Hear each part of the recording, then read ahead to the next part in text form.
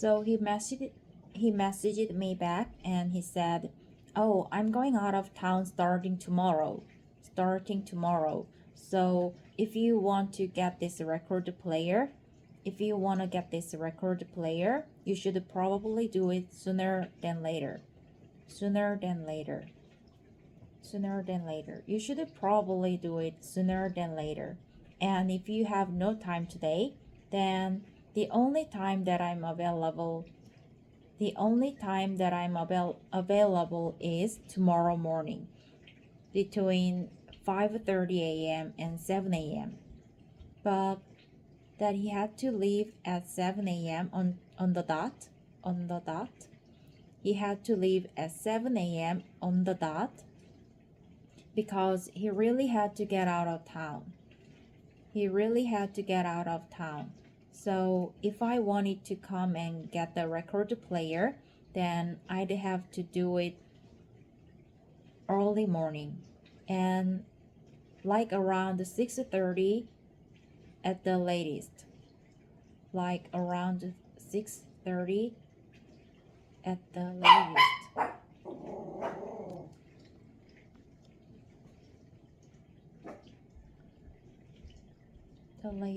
At the latest. 6:30 at the latest. Because he needed to be gone by 7 a.m. So it's not like I could have just shown up at 7. That would have been too late. Now you may know that I'm a morning person. I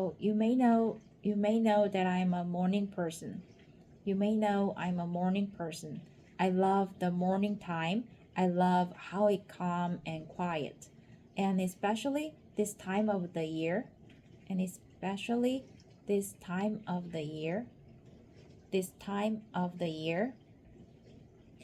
the late summer, the mornings are just fantastic. However, also on Sunday morning, that is like the one day of the week where I tend to sleep a little bit later. However, also Sunday morning, that is like the one day of the week where I tend to sleep a little bit later. So I wasn't really super stoked to have to wake up at the crack of dawn.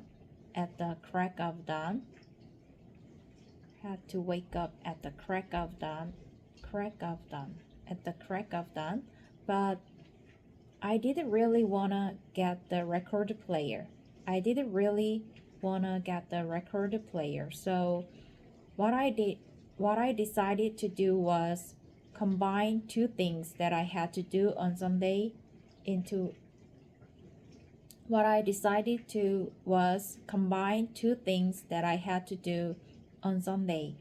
one.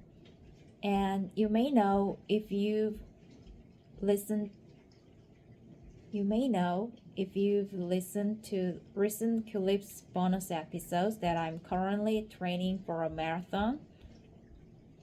And part of marathon training each week is doing a long run. And that has to be done usually on Sundays. So I thought, I can kill two birds with one stone here. I can kill two birds with one stone here.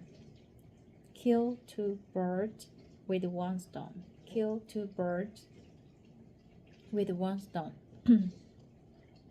I thought, I can kill two birds with one stone here. I can wake up early in the morning. I can go to the guy's house, buy the record player, bring it back home, and then do my long run early in the morning before it really gets too hot in the middle of the day. I can go to the guy's house I can go to the guy's house, buy the record player, bring it back home, and then do my long run early in the morning before it really gets too hot in the middle of the day. So that was my plan. I justified it that way. Okay, I can wake up early in the I can wake up early on Sunday morning. I can wake up early on Sunday morning. I will get the record player. I will get the run done, and then I can rest for a little bit at home, and then 2 tulips. That was my plan for Sunday. So I messaged him and I said, sure, no problem. I will come to your house around 5:45 or 6 the next day, and we'll get the deal done. We'll get the deal done. So he messaged me back and he said, okay, see you tomorrow morning, and that was that. So Saturday night, I went to bed a little bit earlier than I usually do. I went to bed a little bit earlier than I usually do.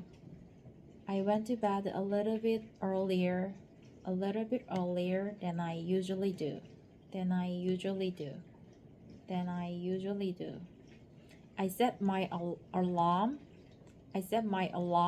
I got up the next day at 5:30 in the morning, and it was time to go to this guy's house to buy the record player.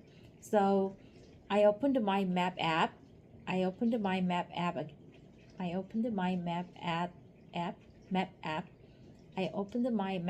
again and typed his address in and realized that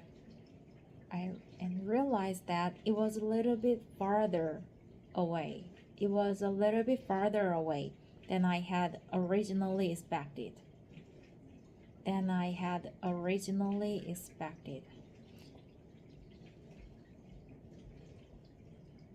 I opened my map app again. I opened my map app again and typed his address in and realized it was a little bit farther away than I had originally expected. For some reason, I thought it was just like the next neighborhood over from mine. Maybe about a kilometer away, but it turned out to be almost 3 kilometers away. But it turned out to be almost 3 kilometers away.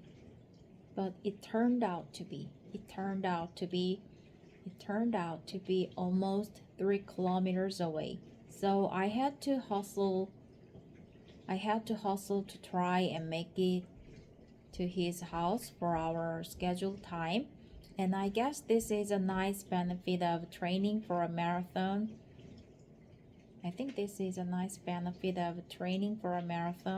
Is that distance seems really small these days. Like the difference between a kilometer and 3 kilometers seems like not really a big deal when I'm always focused on completing 42 kilometers. So yeah, it was a little bit farther than I expected.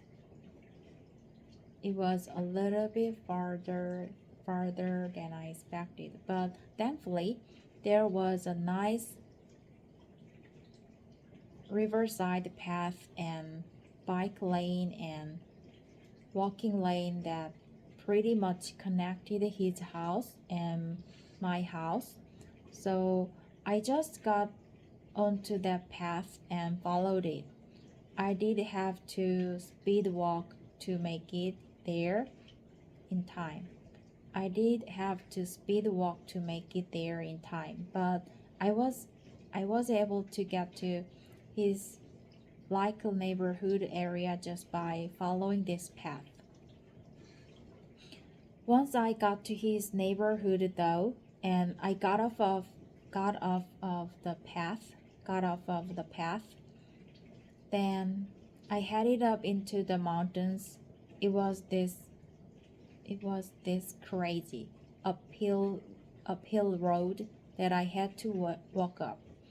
And really, it didn't even feel like I was in Seoul anymore.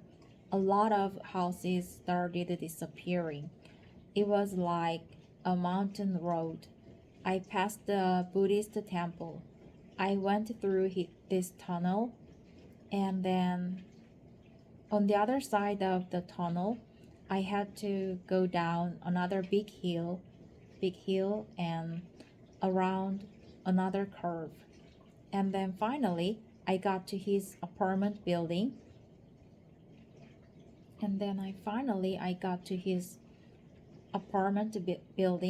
Which was in this like little village area on the other side of this mountain.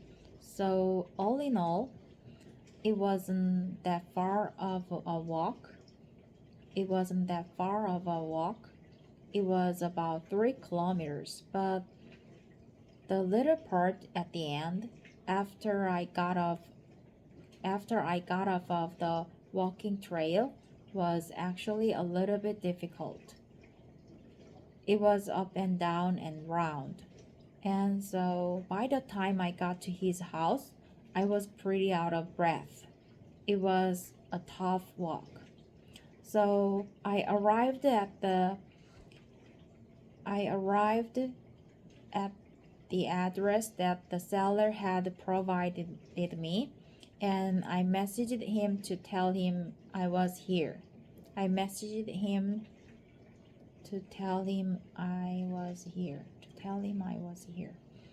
he said, "Just a minute, he will come down and get me."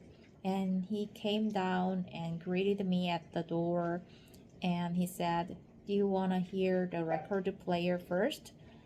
I can show it to you, and you can test it." And I said, "Yes, I'd like to test it and make sure everything is working. Make sure everything is in working order first." So he invited me into his apartment, but he asked me to be quiet because his wife was still sleeping. So I said, "Sure, of course." So we went inside his home, and he showed me his stereo, and he was like a collector.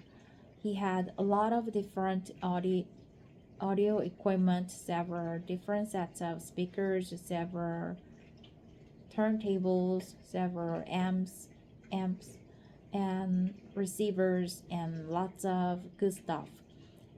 And it was kind of funny because he was like, he have to be quiet when we're talking because my wife's still sleeping.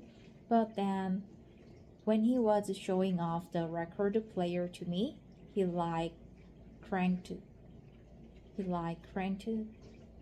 the volume and played the music really loud at like 6 in the morning. So I'm sure his loud music probably woke his wife up, and maybe even his neighbors too. I'm not sure, but he gave me a demonstration of how the record player works, and he told me how to set the needle and adjust it so that it is calibrated correctly. And he explained all the different functions and everything he explained to me. He was really thorough. He was really thorough with it. And so finally, after about 15 or 20 minutes of demonstration, then he was done explaining, and I gave him the money. I paid 200,000 Korean won for it, which is maybe around 170 US dollars. So anyways, the seller of the turntable, he disconnected it from his stereo, and he was very kind and wrapped up all the wires and tied them for me. But his stereo was manufactured in 1978, so it's quite old, over 40 years old. And so of course he doesn't have the original box anymore, so he just gave it to me, and he said, I will bring it down to your car for you, and I will put it in your car. And I told him, I didn't drive here, I just walked here, I don't actually have a car. And he kind of looked at me like, okay, well, do you live in the neighborhood? Are you close by? And I was like, yeah, I'm just kind of, down the road. Don't worry about it, I can carry it. And he said, are you sure? Like, this is a pretty heavy piece of equipment. And I was like in my head, how heavy can it really be? How heavy can it really be? It's probably not too heavy. Now, of course, I knew that it was a vintage turntable, and it was really solid and well made, and I knew it would be heavy. But once I picked it up, I realized it was heavier than I was expecting. I didn't weigh it, of course, but I do have some kettlebells that I exercise with occasionally, and I have a 10-kilogram kettlebell and a 16-kilogram kettlebell. Those are the two weights that I have for reference. And I figured that it was probably pretty close to the 10-kilogram weight. So it was considerably heavier than I was expecting. But I was happy about that because, I knew this is a really well-made turntable. It's so heavy and sturdy and solid. So I was happy that it was solid and well made. But at the same time, now I have to retrace my steps and follow this kind of wacky road back to the walking trail. So anyways, I said thanks and bye to the seller, and then I was on my way. So I had to carry this heavy turntable back up the hill, and then through the tunnel, past the temple, and then back down the other side of the hill, which really was probably only a distance of like 700 or 800 meters. But by the time that I had done that, I was already dripping in sweat. It was quite the workout. And of course, a turntable is a delicate piece of equipment. There is the arm and the needle, and I had to carry the turntable upright so that I wouldn't break it, right? I had to carry it the proper way. So even by the time that I had reached the walking path that would bring me straight back to my house, I was already really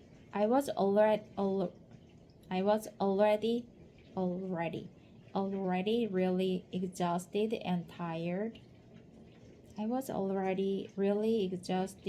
tired. My arms were sore. My my shoulders were sore.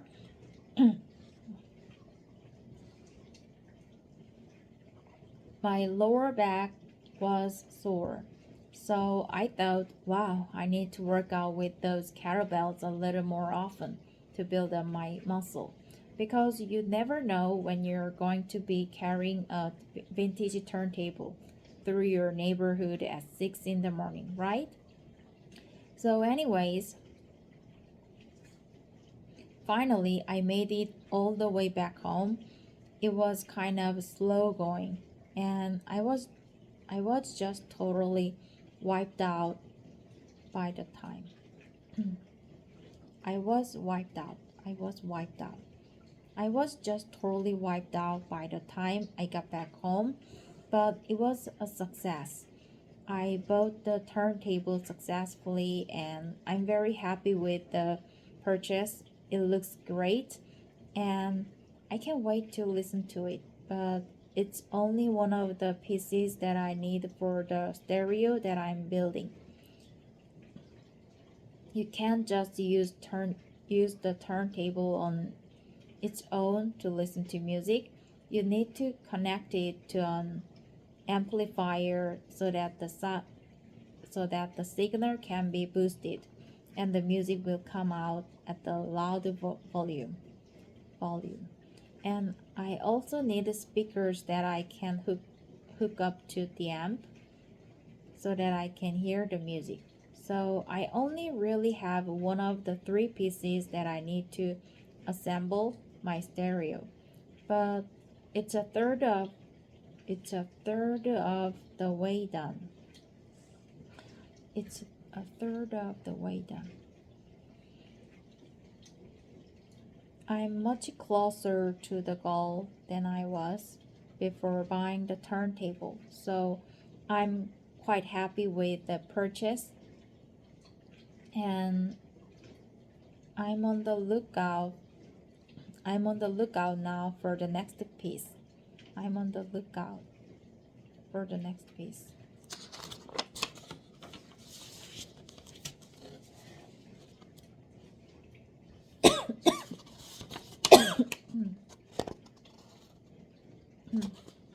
I don't know if it will be speakers or if it will be an amplifier. I guess it just depends on what I come across first. So that was my experience using Carol Market from last week. It was an interesting experience, a good experience. In the end, I really enjoyed it. And as a storyteller here on Culips, I'm always kind of thankful when I have to go through this difficult or unique experience in life, because it gives me something to talk about on the show and to share with all of you. Once I got back from the stereo buying trip, well, like I said, I was pretty exhausted, and it was still like early in the morning. I think it was maybe only 7 in the morning by the time I arrived back home. So, to be honest with you, I took a quick shower and then went back to bed.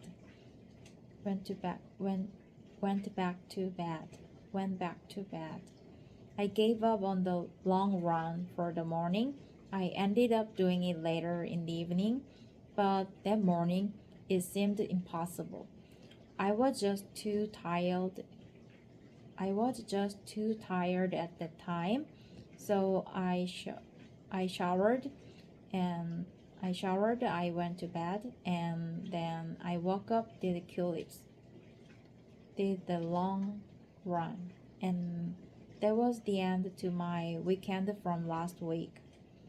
And now it's time for this week's vocabulary lesson. So a little bit earlier, when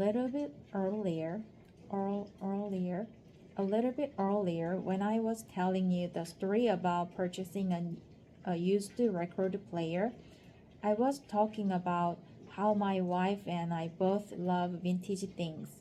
And I said that I'm not 100% exactly sure why my wife likes vintage products, but I'm pretty sure that it's because of the aesthetics and the design and the way vintage things look. And when I was expressing that thought, I said that I don't want to put words in my wife's mouth.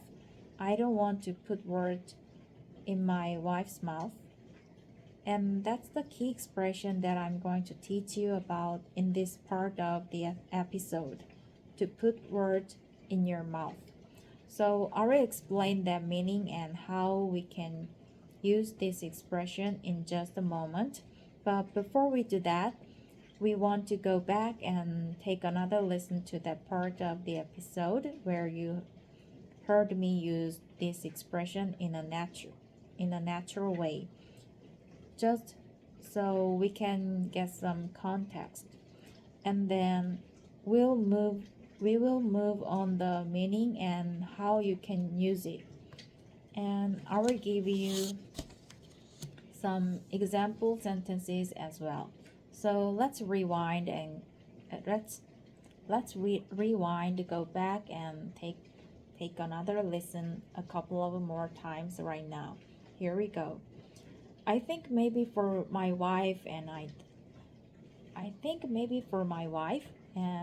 I don't want to put words in her mouth here, but I think if you were to ask her directly, she'd say that she likes vintage products because of the aesthetics. I think maybe for my wife and I don't want to put words in her mouth here, but I think if you were to ask her directly, she'd say that she likes vintage products. She likes vintage products because of the aesthetics. Okay, so let me explain now what this expression means. So to put words in your mouth is an idiomatic expression. That means that somebody is assigning words to another person that they never actually said. So when I said that I don't want to put words in my wife's mouth, what I'm trying to communicate here is that I'm not actually sure that my wife's opinion is. I haven't asked her and she's not home right now, so I can ask her at the moment, but I think that's my guess about her opinion. So I'm not saying that this is her opinion. I'm just saying that I think it's her opinion. But I don't want to say with 100% certainty that it is because I'm actually not sure. So in this kind of situation, we can say, oh, I don't want to put words in her mouth. So it's kind of a qualifying statement that you can use to show. It's kind of a qualifying statement. It's kind of a qualifying statement that you can use to show that you're not 100% sure about what somebody else has said, because they've never actually said it directly themselves. And we can use this expression in a couple of useful ways. The first is when we want to warn other people, just like I warned Culip's listeners here that we need to be careful about making assumptions on somebody else's behalf without their confirmation, right? I'm actually not 100% sure why my wife likes vintage products, so I don't want to put words in her mouth. I don't want to say this is 100% her opinion, but I think it's because of the aesthetics. So this is the first way that we can use this expression. And And the second way is that we can criticize or call out somebody else if they're misrepresenting misrepresenting our opinion. So in this kind of situation, maybe somebody is misrepresenting our thoughts or our intentions or our opinions. So for example, let's say my friend was talking and maybe my friend was saying, Andrew, you love like brand new stereo, right? Because they are cheap and they are easily replaceable and etc etc etc. Well, in that kind of situation, that's actually the opposite of my opinion, right? I told you earlier that I don't really like these cheap, poorly manufactured stereos. In fact, I like the opposite. I like the well-manufactured, more expensive vintage ones. And so, in that kind of situation where my friend had misrepresented my opinion, well, then I would say something like this to him. I would say, hey, don't put words in my mouth. Okay? Don't speak on my behalf. Don't speak on my behalf when you're not representing my opinion correctly. So that is the second way that we can use this expression.